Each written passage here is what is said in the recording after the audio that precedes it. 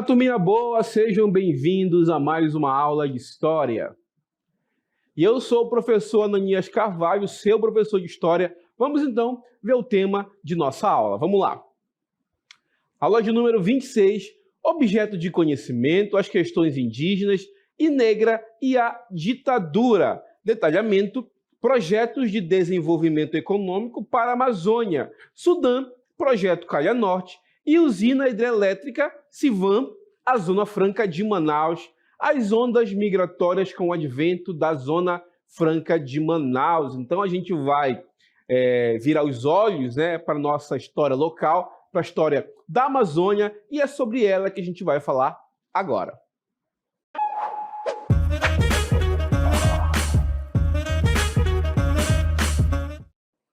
Integrar para não entregar. Olha só, gente, que frase emblemática, né, gente? Pois essa foi uma frase bastante utilizada ali nos governos militares para tratar a região amazônica.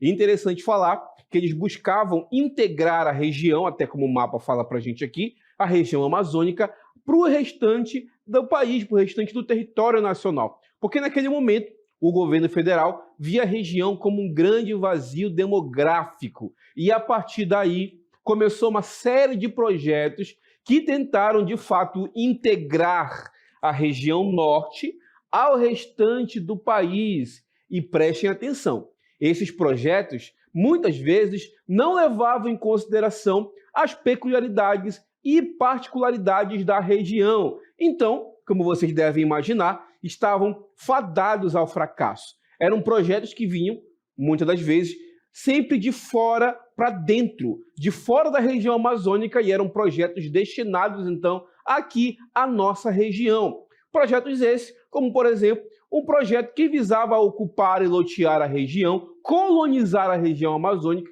projeto que visava a construção de hidrelétricas para gerar eletricidades e também atrair as indústrias para cá, projetos que visavam construir grandes rodovias, como a própria Transamazônica, que foi feito na ditadura militar, e também projetos que, de certa forma, buscavam desenvolver a região de forma integrada com as outras regiões. Um desses projetos, que é, de fato, um dos que mais nos atinge nos dias atuais, nos atingem no sentido, afetam a nossa vida diretamente, é a Zona Franca de Manaus. A Zona Franca de Manaus, que foi um projeto criado na ditadura militar, ou melhor, foi criado lá na década de 50, mas que foi colocado de fato ali a todo vapor, houve um investimento maciço na época ali da ditadura militar. E é sobre isso que a gente vai falar agora, sobre esses projetos que visavam integrar a região amazônica e que não levavam em consideração as particularidades e peculiaridades da região. Vamos ao texto. Integrar para não entregar. A Amazônia na ditadura militar. O início da ditadura deixou suas marcas na ocupação da Amazônia. Dentro de um discurso nacionalista, os militares pregavam a unificação do país. Além disso, é preciso proteger a floresta contra a internacionalização. Olha só, gente, desde aquela época já existia um discurso que, de certa forma, buscavam ali proteger a região amazônica contra essa tal internacionalização. Mas, professor, o que é essa internacionalização? Quase que não sai. O que se trata esse projeto? Gente, existia um temor na época da ditadura, até mesmo antes da época da ditadura e depois também da ditadura, de que a Amazônia pudesse, então, virar um território internacional sem ali a soberania nacional do Brasil.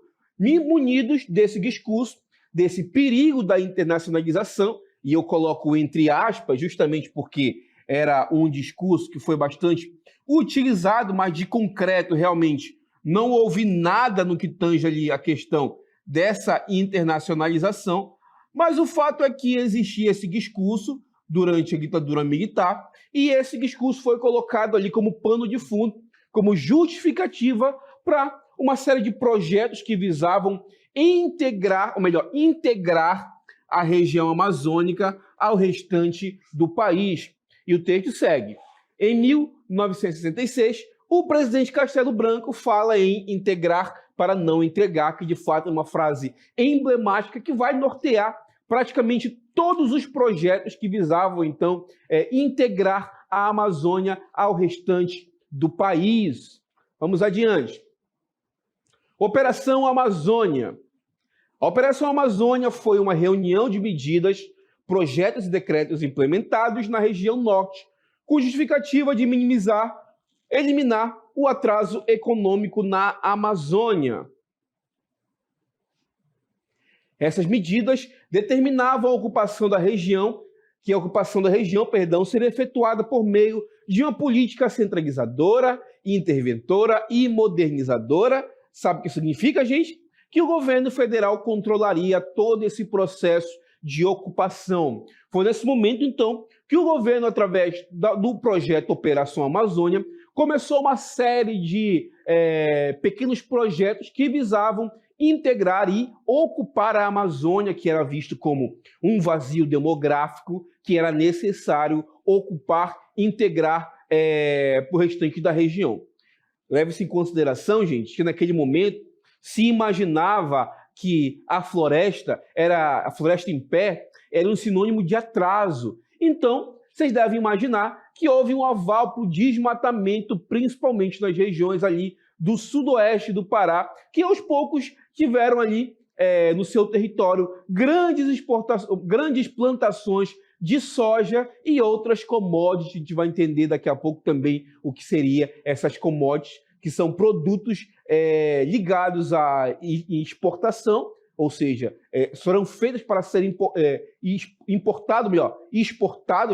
vendido do Brasil para fora do Brasil, que dão origem a outros produtos. Inclusive a soja é uma commodity bastante famosa porque ela dá origem tanto à carne vegetal como até ao próprio óleo de soja. Então, gente, naquele momento teve essa ideia de ocupar a região e foi privilegiada o latifúndio, preste atenção, em detrimento à pequena propriedade. O latifúndio era visto como símbolo do progresso, enquanto a pequena propriedade era vista como o símbolo do atraso. Foi desse parâmetro que começou, então, a ocupação da Amazônia, ali, a intervenção militar na Amazônia, visando ali a colonização, diz que eles tinham como o vazio demográfico. Aí surge o professor, mas professor, não tinha vazio demográfico aqui. Já existiam pessoas que moravam aqui na região, que trabalhavam de forma de ocupação tradicional, comunidades rurais, sempre existiu na região amazônica. Os ribeirinhos, os trabalhadores rurais, que, de certa forma, utilizam ali a natureza como sobrevivência, como um mecanismo de subsistência. Mas o governo militar não levou em consideração isso. Como eu falei para vocês, a grande parte dos projetos vinham sempre de fora para dentro, ou seja, não levava em consideração as particularidades e peculiaridades da região. Vamos adiante. A origem do projeto, ou seja, do projeto Operação Amazônia, remonta de um discurso de 1965 do primeiro presidente do período da ditadura militar, Humberto Castelo Branco, o presidente Castelo Branco, em que comentou sobre o desenvolvimento regional, planejamento e distribuição da iniciativa privada nesse processo. Os argumentos para a integração, quando eu falo integração, eu coloco entre aspas, até porque, como eu já falei para vocês, já existiam pessoas morando aqui na região que sobreviviam de forma ali ligado ao extrativismo. Os argumentos para a integração da Amazônia iam desde o vazio demográfico, a cobiça estrangeira, passando pela segurança das muitas fronteiras da região e pela proposta de interesse alienígenas, ou seja, vindo de fora, no sentido de sua internacionalização. Já existia esse discurso muito forte, que era preciso, então, a gente integrar a região amazônica ao restante do país, justamente para evitar essa tal de internacionalização, como a gente fala aqui, tá, gente? É muito importante a gente frisar que esses projetos tinham como objetivo, de fato, integrar a região norte ao restante do Brasil, e para isso começou uma série de projetos e também o fomento de várias instituições, por assim dizer, como o próprio BASA, que é o Banco de Desenvolvimento da Amazônia, e a SUDAM, a superintendência que tomou conta aqui do desenvolvimento da região, foram criados ou criadas autarquias, ou até mesmo estimulados o aumento dessas autarquias, justamente para estimular o desenvolvimento da região. Cria-se, então, o Banco de Desenvolvimento da Amazônia, Banco da Amazônia S.A., o BASA, e a Superintendência de Desenvolvimento aqui da região, que a gente vai começar a entender a partir de agora, esses nuances que surgiram, então, na época dessa ditadura militar no Brasil. O BASA, e a SUDAM. O Banco da Amazônia S.A. foi criado em 1966 com o intuito de fomentar o desenvolvimento econômico da região e encarregado de ser o agente financeiro e depositário dos recursos oriundos dos financiamentos fiscais, ou seja, foi criado, então, em 66, esse Banco da Amazônia S.A., como a gente conhece hoje, até porque já existiam bancos naquele momento que tinham essa finalidade, mas, de fato, com esse arcabouço, por assim dizer, econômico, o BASA veio justamente com a função de financiar o desenvolvimento da região aos moldes do que vinha sendo pensado ali no centro-oeste e no centro-sul e nas demais regiões do Brasil que viam a Amazônia como um vazio demográfico, passivo, então, de ser ocupado e ser também levado ali, trazido o desenvolvimento para a região.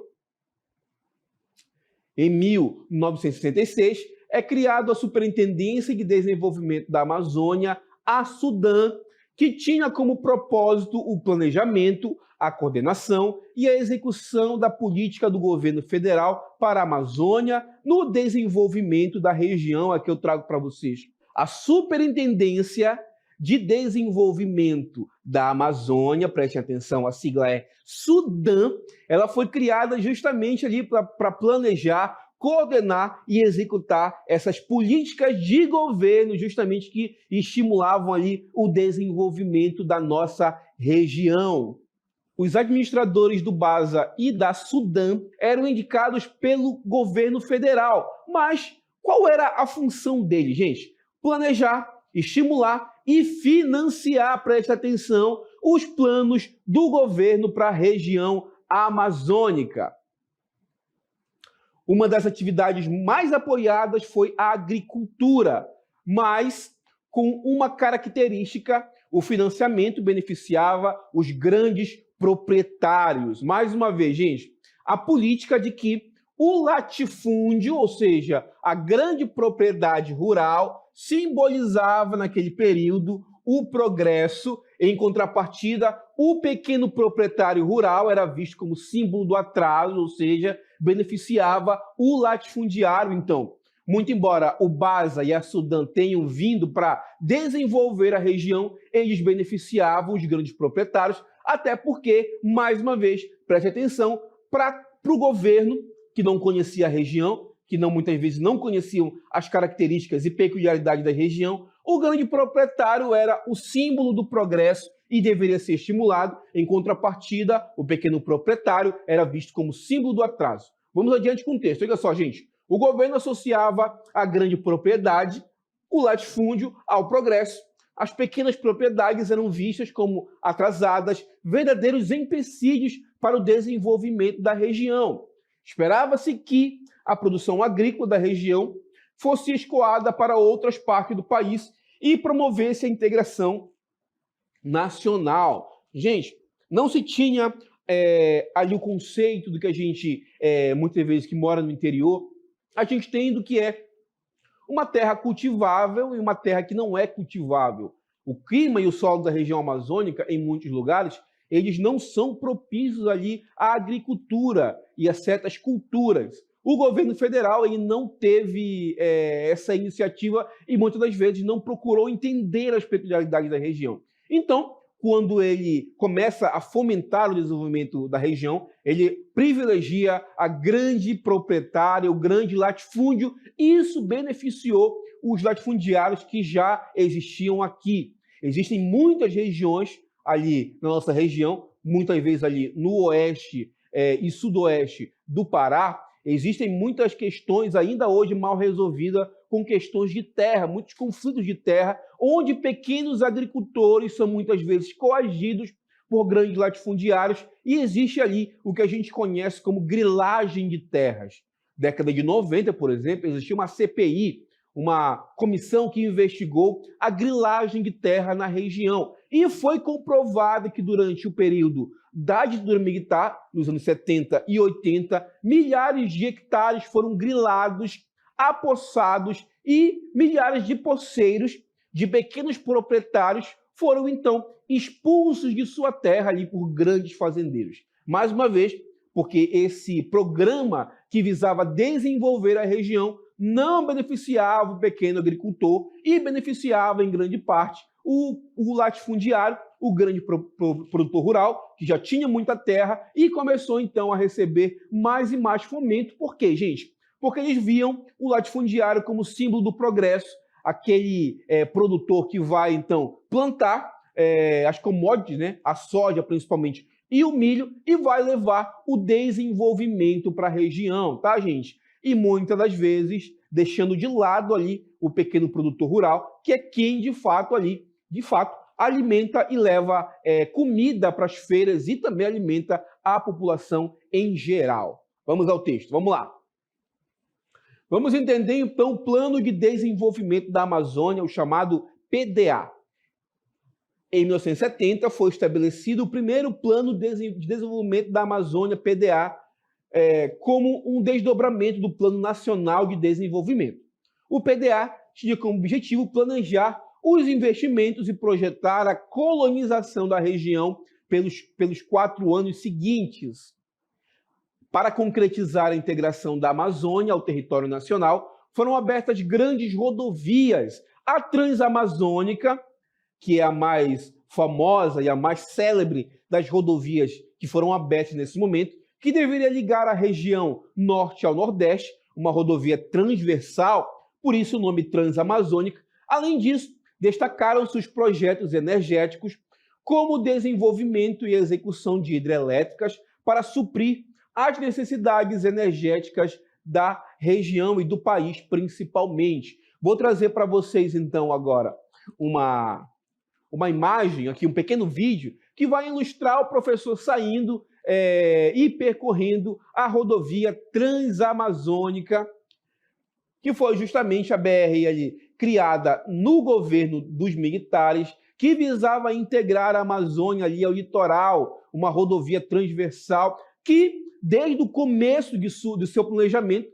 já sabia-se que ia ser uma tarefa inglória, até porque era necessário percorrer ali essa rodovia por áreas de floresta fechada. E vocês devem imaginar que não é fácil você levar maquinário, levar homens e infraestrutura para abrir uma floresta, ou melhor, uma estrada no meio da floresta. Milhares de pessoas perderam a vida e ainda hoje, grande parte da Transamazônica não é pavimentada, ou seja, está ali uma estrada literalmente no barro e em período de chuva, até porque na região amazônica existem essa particularidade do período de seca e de cheia, de verão e o período de inverno amazônico, que é um período bastante chuvoso, fica praticamente intrafegável em certas pontos, em certas regiões da Transamazônica, que ainda hoje é um investimento que causa pouco retorno para a região, até porque, mais uma vez, foi um projeto que não levou em consideração as particularidades e também as peculiaridades da nossa região. Transamazônica BR-230, que foi ali aberto ali na ditadura militar. Vamos adiante, vamos lá. A Zona Franca de Manaus. A Zona Franca de Manaus, ou VFM, saiu do papel mediante a Lei número 3.173, sancionada pelo presidente Juscelino Kubitschek, o JK, em 1957. Bom, essa é a lei que, de fato, ali cria a Zona Franca de Manaus, Lei 3.173, de 6 de junho de 1957, ementa, cria uma Zona Franca na cidade de Manaus, capital do estado do Amazonas, e dar outras providências. O que é a Amazônia Franca, gente? É uma área ali de isenção fiscal para as empresas, então, que decidirem abrir fábricas ali naquela região. Ou seja, essas empresas têm isenção fiscal, deixam de pagar impostos e isso torna a região bastante atrativa ali para receber indústrias. Existem várias indústrias aqui em Manaus que constroem eletroeletrônico, constroem carros, constroem motos aqui na nossa cidade, na cidade de Manaus, e elas estão aqui não porque gostam daqui, não porque acham um clima legal, não porque gostaram de Manaus e resolveram se estabelecer aqui. Elas estão aqui porque recebem incentivos fiscais. Existe uma zona franca, uma zona de incentivo fiscal, de isenção fiscal, onde as empresas que aqui se estabelecem deixam de pagar algumas tributações. E isso torna muito viável que empresas venham para cá, para o polo de Manaus, que estimulem o desenvolvimento da região e, de certa forma, também empreguem muitas pessoas. E essa Zona Franca foi criada na década de 50, mas ela começou, de fato, a executar, como a gente conhece hoje, a partir do governo dos militares e também foi visto como um plano que visava ali desenvolver a região. Vamos ao texto. Logo após o golpe de 64, entre os militares, havia uma preocupação com a possibilidade de perder a soberania brasileira nas fronteiras e enfrentar problemas políticos e socioeconômicos na região devido a esse processo de distanciamento. Nesse período, também já se falava sobre essa internacionalização da Amazônia. O governo, então, instituiu a Operação Amazônia e, em 67, promulgou o Decreto-Lei 288 de 1967, que reformulou a Zona Franca de Manaus e coloca ela, como a gente conhece hoje, os moldes que a gente conhece hoje, como uma região ali em que existe isenção fiscal, ou seja, as empresas deixam de pagar algumas tributações justamente para estimular a vinda dessas empresas para Manaus e, de certa forma, estimular o desenvolvimento da região, atraindo, inclusive, capital estrangeiro e gerando emprego para trabalhadores aqui da região amazônica. Vamos ao texto. O ano de 1972 é o momento chave no setor industrial. Com a implantação do Distrito Industrial de Manaus, ocorreu a implantação da primeira indústria, a Companhia Industrial Amazonense, a SIA, que tinha como foco a produção de estanho. Em seguida, veio a Springer, voltada para a produção de ar-condicionado, conforme registrado pela SUFRAMA, que é a Superintendência da Zona Franca de Manaus. Então, a partir daí, acontece, de fato, a abertura de fábricas e o polo industrial de Manaus começa a abrigar e a atrair indústrias do mundo todo que visavam, então, produzir no polo industrial de Manaus e, de certa forma, também obter essa isenção fiscal. Vamos adiante. Terras sem homens para homens sem terras. O governo estimulou a migração em massa. Muitos nordestinos e gente de outras regiões vieram para a Amazônia justamente porque buscavam, então, essa promessa do governo. Mais uma vez, o governo estimula a migração, dizendo que é hora da Amazônia crescer e que existe uma abundância de terras, ou seja, um vazio demográfico que necessitava, naquele momento, ser preenchido. Mais uma vez, não se levava as peculiaridades e particularidades da região quando se planeja essa ocupação da região. Colocava, então, esse lema, né, de terras, ou melhor, de terras sem homens para homens sem terras, justamente para estimular a migração de nordestinos e de outras regiões também para a região, com a promessa, mais uma vez, de enriquecimento e de que havia terra em abundância na região, que poderia ser plantado, poderia ser então, produzido riqueza. Mais uma vez, gente, nem todo o solo da região amazônica é um solo propício ali para a produção em larga escala, como em outras regiões. Isso não foi levado em consideração. Então, esses grandes projetos que visavam recolonizar a região amazônica, muitas das vezes foram fracassados em certa medida, porque não levaram em consideração as particularidades climáticas e ambientais da região. Existem estados como o Acre, por exemplo, e estado de Rondônia, que foram recolonizados e que receberam colônias de sulistas e de nordestinos que vieram aqui justamente com essa promessa de receberem terras de uma região que estava se desenvolvendo, onde eles poderiam enriquecer de forma fácil, mas quando chegaram aqui, viram que a realidade era bem diferente. Vamos ao texto. Nessa época, vários slogans foram criados para atrair as pessoas para a Amazônia. Entre eles, podemos citar Amazônia, o celeiro do mundo, integrar para não entregar, como eu falei para vocês, e Amazônia, o vazio demográfico, vazio esse que precisava, então, ser explorado e ser recolonizado.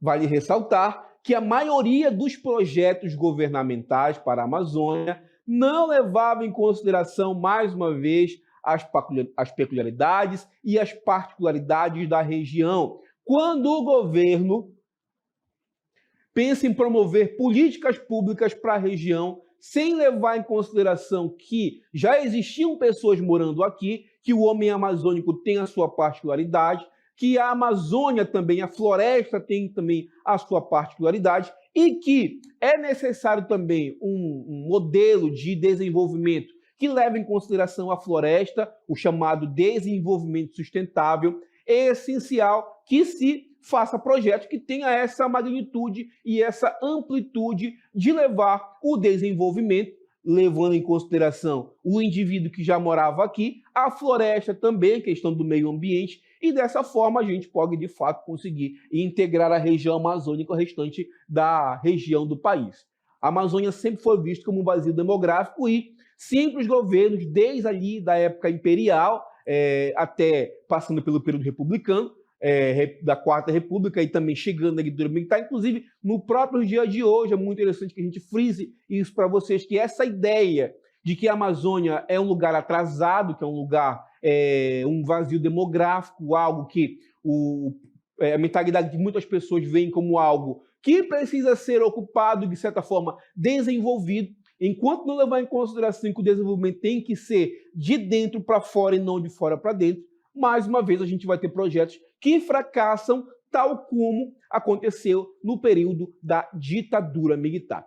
A gente vai encerrar nossa aula aqui com esse mapa, justamente que nos trava essa ideia da necessidade de integrar a região amazônica ao restante do país. E na ditadura militar, muitos desses projetos, mais uma vez, não levavam em conta as particularidades e peculiaridades da região.